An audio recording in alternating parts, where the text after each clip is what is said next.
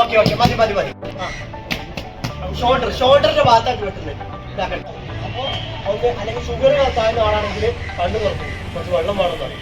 Pressure കൂടിയ ആളാണെങ്കിൽ വിട്ട് വലിയ ആശുപത്രി പോകണം പറയും. എന്നാൽ ശരിക്കും ഹൃദയം നിന്ന ഒരാളാണെങ്കിൽ ഇങ്ങനെ മുട്ടി പിടിച്ചാലും അയാള് പറയാൻ പാടില്ല. എന്നിട്ട് ഇയാളടുത്ത് മുട്ടുകുത്തി നിൽക്കാം. ഇയാളുടെ നെഞ്ഞിന്റെ അടുക്ക് വെക്കുക കയ്യിൽ.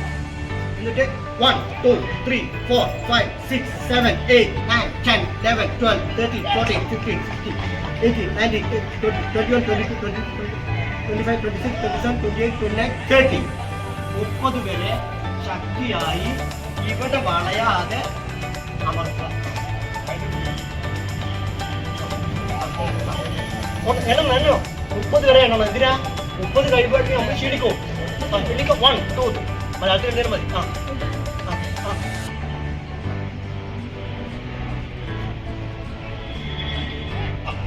ഇതിൽ ശ്രദ്ധിക്കേണ്ട ഒരു പോയിന്റ് എന്താ വെച്ചാല് ഈ കൈ വെക്കേണ്ട സ്ഥലം നമ്മുടെ രണ്ട് ഇവിടെ നിപ്പിൾ ഉണ്ടാവില്ല.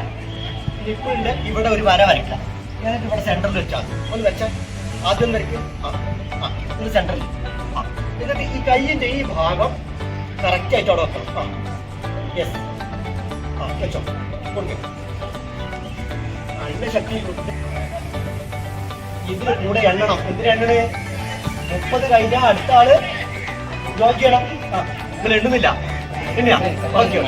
മനസ്സ് കൗണ്ട് പോവാം.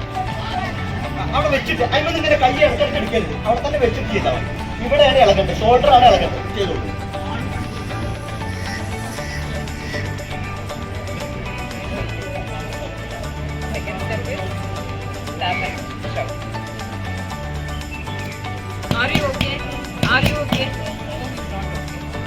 ഒരാളൊന്ന് ആംബുലൻസ് വിളിക്കാം. ആംബുലൻസ് പറയുന്നു ഹെൽപ്പിന് ഒരാളെ വിളിക്കുന്നു.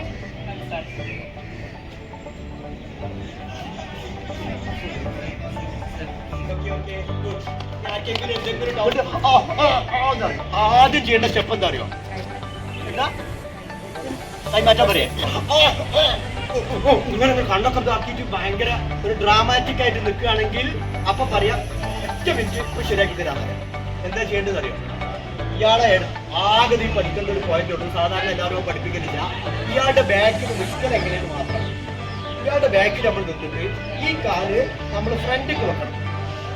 ഇത് എന്തിനാണെന്നത് പ്രാക്ടിക്കലാണ്. സാധാരണ ക്ലാസ് എടുക്കുന്ന ആൾക്കാരൊക്കെ പറയാം ഇവിടെ പിടിക്കുക ഇങ്ങനെ ആക്കുന്നതാ പറയാം. അതിന് മുമ്പ് ചെയ്യേണ്ട സ്റ്റെപ്പ് എന്തു പറ്റിയെന്ന് ചോദിക്കണം.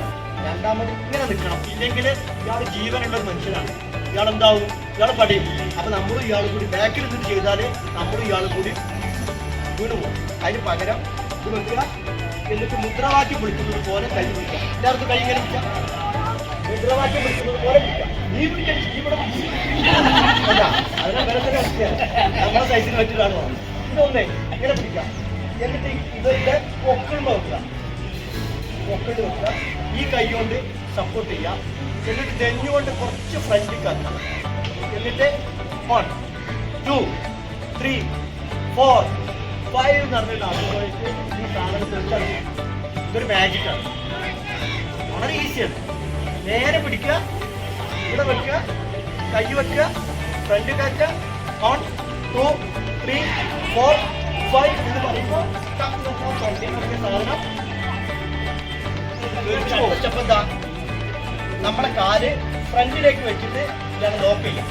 എങ്കിൽ ഇയാൾ നമ്മൾ കൂടി കൊട്ടി പിടിച്ചു. എന്നിട്ട് മുദ്രാവാക്യം പിടിക്കുന്നവരെ പിടിക്കുക. ഇങ്ങനെയാണ് പിടിക്കേണ്ടത്. ഈ ഭാഗമാണ് നമ്മളെ പൊക്കിൽ തട്ടേണ്ടത്. കുറച്ച് ഫോർവേഡ് ചെയ്യാം. നല്ല ശക്തിയായി ഇതാക്കുക.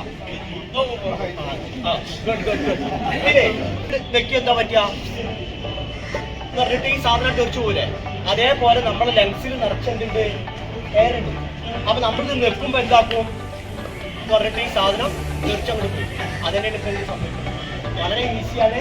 ഇത് ചെയ്താൽ നമുക്ക് ആളെ രക്ഷിക്കാൻ പറ്റുന്നത്. പിടിക്കാം. ലെഫ്റ്റ് ഹാൻഡോട് നെഞ്ചത്ത് പിടിക്കണം. അതിനാ പിടിക്കുന്നത് അറിയാം.